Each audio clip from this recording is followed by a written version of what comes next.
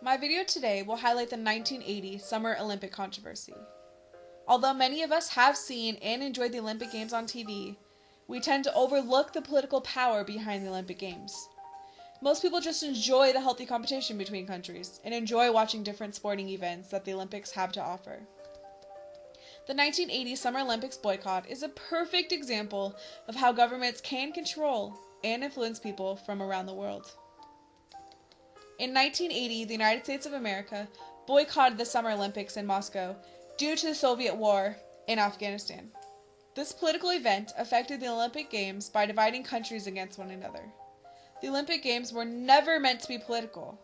Although Stalin didn't always see eye to eye with this, he started raising up his people at young ages so they would seem strong, so that it would rub off on his country to make it look stronger.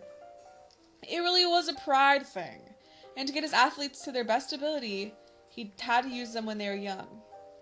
I think that if Stalin didn't create such a competitive atmosphere, then I doubt the games would be like they are today. They definitely wouldn't be as interesting.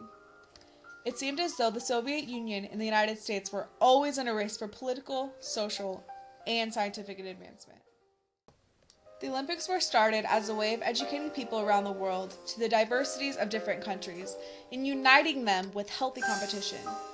Although the intentions on having Olympic Games were good, power to look like the strongest, best form of government made the Soviet leaders stand by their decision for war in Afghanistan. The 1980 Olympic Games were held in Moscow during the summer. During this Olympic event, only 80 different countries participated.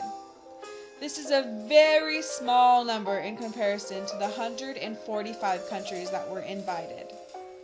The reason for the small number of participants is because of the boycott started by the United States of America. This boycott is known as the biggest boycott in Olympic history. Jimmy Carter, who was the president of the United States at the time, he started this boycott and led the United States as a superpower that refused to participate because of the ongoing war in Afghanistan. 65 other countries followed the United States and refused also to participate in the Games.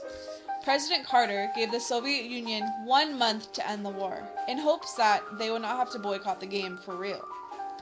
France, Great Britain, Italy, and Sweden didn't join the boycott, but supported the Soviets' right to go to war. During the 1980 Olympic Games, the Olympic Committee tried to steer the spotlight away from the politics around the boycott and tried to keep the press focused on the sports and the participants competing in the Games. They did this by using the Olympic flag instead of their own country flags, in support of the Games. Also, they used the Olympic anthem instead of playing the anthem from the winning country. They played this anthem during the ceremonies while giving out medals to the champions. The Cold War had a direct effect on the boycott of the 1980 Olympic Games. Basically, the Cold War was the United States government and the Soviet Union government battling for world dominance. While the Soviet Union was under a communist government, the United States was under a democratic government. The U.S. government set up an economic plan to help aid the small countries so that their failing economy wouldn't affect the U.S. economic growth. This was their way of reassuring that America would stay strong in the midst of this terrible Cold War. All in all, the Olympics of 1980 was an event with economic, social, and political effects. The social effect was that the NBC, who televised the event, had lost lots of money due to loss of advertisement because of this boycott that America started. An example for a social effect was that there was a huge loss of participants in the Olympics, also because of the boycott. Lastly, the political power that the United States had clearly shown by the following countries with the boycott. The United States started the boycott and many countries followed.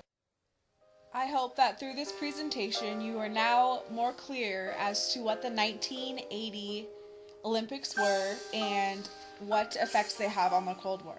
Thank you for watching.